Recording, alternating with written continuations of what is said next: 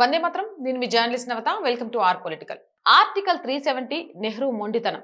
దేశం 70 ఏళ్లు మూల్యం చెల్లించింది. దీనికి సంబంధించిన పూర్తి అప్డేట్స్ ఈ వీడియో ద్వారా అందిస్తాం. జమ్మూ కాశ్మీర్ భారత్లో విలీనమైన రోజు 26 అక్టోబర్ 1949. మనకు స్వతంత్రం సిద్ధించిన తర్వాత దాయాది పాకిస్తాన్ కుయుక్తులు పన్నగా రాష్ట్రీయ స్వయం సేవక్ సంఘ్ ద్వితీయ సర్సంఘచాలక్ గురూజీ తీవ్రమైన కృషి చేసి భారత్ లో విలీనమయ్యేటట్లు చూశారు. గురూజీ గోల్వాల్కర్ జీ జోక్యం చేసుకోవడంతో ప్రమాదం తప్పింది. నరేంద్ర మోదీ సారథ్యంలోని బీజేపీ ప్రభుత్వం ఆగస్టు 5, 2019న ఆర్టికల్ 370ని రద్దు చేసింది. ఈ రద్దు అనేది జమ్మూ కాశ్మీర్ చరిత్రలోనే అత్యంత కీలక మలుపు. దేశవ్యాప్తంగా హర్షాతిరేకలు వ్యక్తమయ్యాయి. అన్ని వర్గాల ప్రజలు ప్రశంసించారు. ఈ నిర్ణయాన్ని వ్యతిరేకించేవారు కొందరైతే దీనిపై తటస్థంగా ఉండేవారు మరికొందరు. ఆగస్టు 5న కేంద్ర హోంశాఖ మంత్రి అమిత్ షా ఆర్టికల్ 370 రద్దుకు ప్రతిపాదించగా రాష్ట్రపతి ఆమోదం తెలిపారు. దీంతో జమ్మూ కాశ్మీర్ పై సర్వాధికారాలు కేంద్రానికి వచ్చాయి. పార్లమెంటు చట్టాలు అక్కడ అమలవుతాయి. వెంటనే జమ్మూ కాశ్మీర్ ని కేంద్ర పాలిత ప్రాంతంగా మారుస్తూ ఆదేశాలు జారీ అయ్యాయి. రద్దును వ్యతిరేకిస్తున్న పక్షాల వైఖరి ఆక్షేపణీయమని జమ్మూ లడక్ ప్రజలు సంబరాలు చేసుకున్నారు. రాజ్యాంగ ఉల్లంఘన జరగలేదని, ఈ ఆర్టికల్స్ తాత్కాలికమని స్పష్టంగా ఉందని తెలిపారు.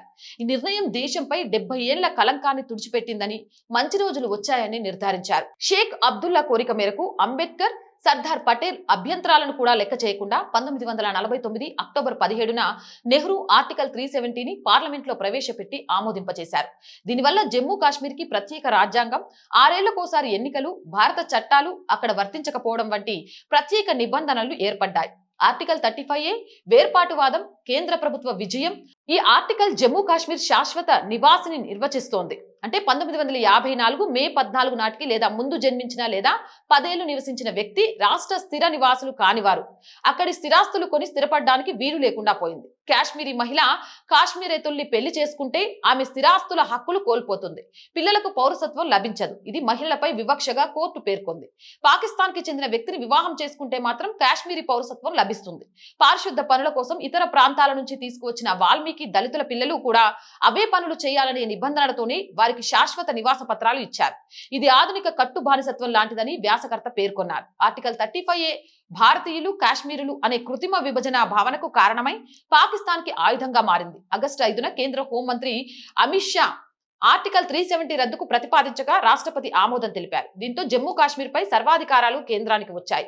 పార్లమెంటు చట్టాలు అక్కడ అమలు అవుతాయి. వెంటనే జమ్మూ కాశ్మీర్ ని కేంద్ర పాలిత ప్రాంతంగా మారుస్తూ ఆదేశాలు జారీ అయ్యాయి. రద్దును వ్యతిరేకిస్తున్న పక్షాల వైఖరి ఆక్షేపణీయమని జమ్మూ లడక్ ప్రజలు సంబరాలు చేసుకుంటున్నారని పేర్కొన్నారు. రాజ్యాంగ ఉల్లంఘన జరగలేదని, ఈ ఆర్టికల్ తాత్కాలికమని స్పష్టంగా ఉందని తెలిపారు. ఈ నిర్ణయం దేశంపై 70 ఏళ్ల కలంకాన్ని తుడిచిపెట్టిందని, మంచి రోజులు వచ్చాయని అన్నారు. అండ్ మోర్ వీడియోస్ కోసం R group of channels, R voice, R political, R Sanskriti channels ని వెంటనే సబ్స్క్రైబ్ చేయండి.